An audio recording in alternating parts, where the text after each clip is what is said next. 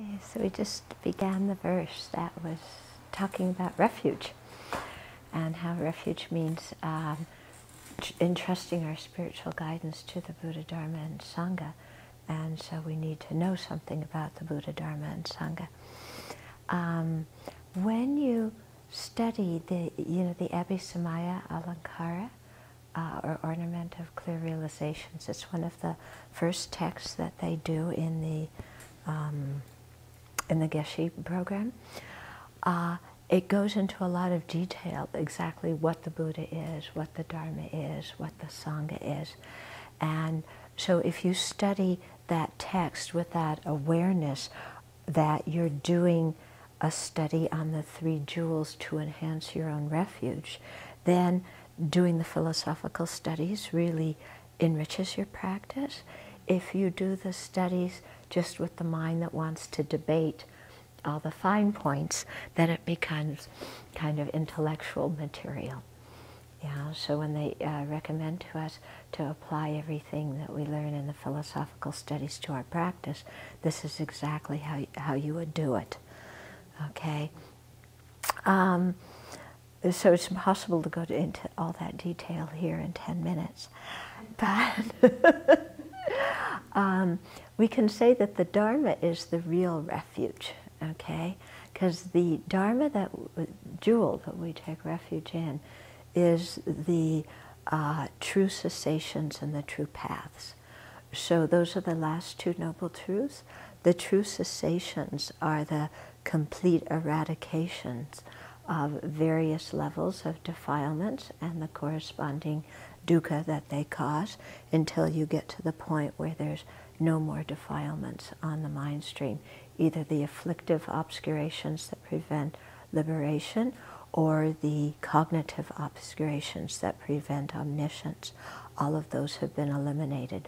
So all of those true cessations that you gain as you practice the true path and actualize different levels of the true path, okay, those are the true cessations. So the true paths, those are principally the wisdom realizing emptiness, so by actualizing the direct realization of emptiness at each, at each level of deepening that realization. The emptiness that you perceive is exactly the same, but your depth of the realization changes as you go through the different paths and stages, okay? Especially the paths and stages as an Arya, where you have the direct perception.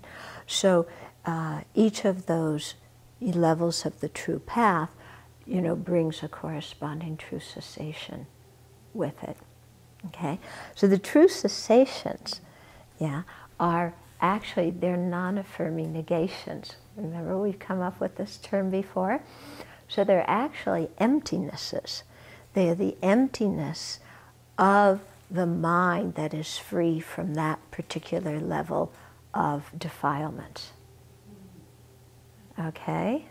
And that's basically what nirvana is. It's the emptiness of the mind that is free from all the afflictive obscurations.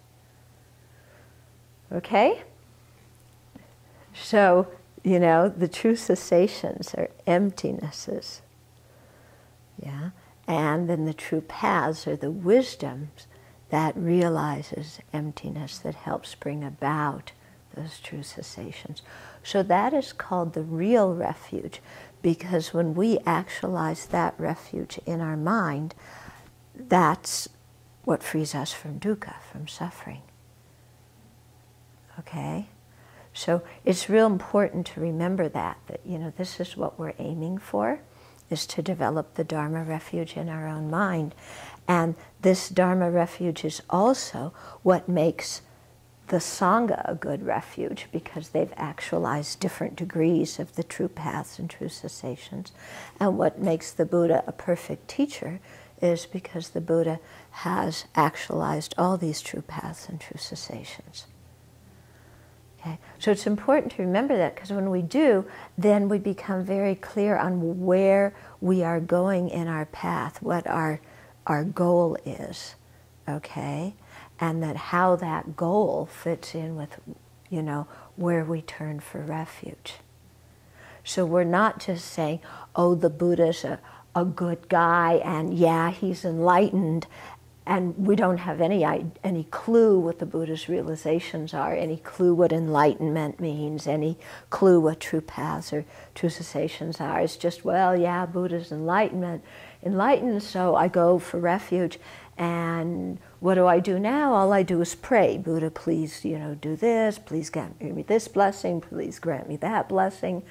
Kind of like, Buddha, I sit here and Buddha grants the blessings, and once in a while I make an offering or do some prostrations. So not like that. Yeah, when you really, understand this deeply, then you see how, if the true path and true cessation is what makes the Buddha, Dharma, and Sangha valid refuges, and the true paths and true cessations are what we want to actualize in our own mind, then how do we practice, the true path? What are the preliminary practices? What are all the different factors we need to gain that realization? If we want to gain, final enlightenment through the Bodhisattva vehicle, what are the other causes and conditions we need, on the method side of the practice to accompany our realization of emptiness so that we can gain the true paths and true cessations. Okay? So then you see that refuge isn't just believing, and refuge isn't just praying. It's when we understand the objects of refuge, it's also steering us in how to practice. You with me? Okay. Yeah. So when Geshe Pelge was teaching, kind of turned it around and talked about seeing the dependent arising. Mm-hmm. Can this be verbalized in the reverse way of the mind that sees the dependent arising related to that affliction, and so then sees that it's completely dependent on causes, condition, parts, and really labeled? The emptiness of that mind is the cessation? Okay, so you're asking about bringing in the realization of dependent arising. When you're meditating on the path, you want to see everything as a dependent arising. So one of those things that you want to see as dependent arising, of course, are the afflictions. And you could see the afflictions that you're in the process of eliminating on a certain stage as dependent arisings, and therefore as empty of inherent existence. But your realization of emptiness isn't just the emptiness of those afflictions, it's the emptiness of all phenomena. Okay? But as you go through the different paths and grounds and everything, those paths and grounds are also dependent, and therefore they're empty. Yeah, because when you practice according to the Paramitayana, the perfections vehicle, then you're also meditating to see the Four Noble Truths as empty. So to see the Four Noble Truths as empty, one way to do it is to see them as dependent arising. So the afflictions are in the second noble truth. The paths, the realizations you're gaining are in the fourth noble truth. So as you meditate on all the Four Noble Truths as being empty, as being dependent and therefore empty, it would come in that way. Is that? I think that's it. I guess I get the idea that as you go through the paths and the grounds, you're just throwing things out, more and more subtle levels of obscuration. Yeah, what you're doing as you're going through the paths and grounds is you're eradicating these things from your mind so that they can no longer appear. And what does the eradication is the wisdom realizing emptiness. How do you gain that emptiness? One of the methods is through meditating on dependent arising.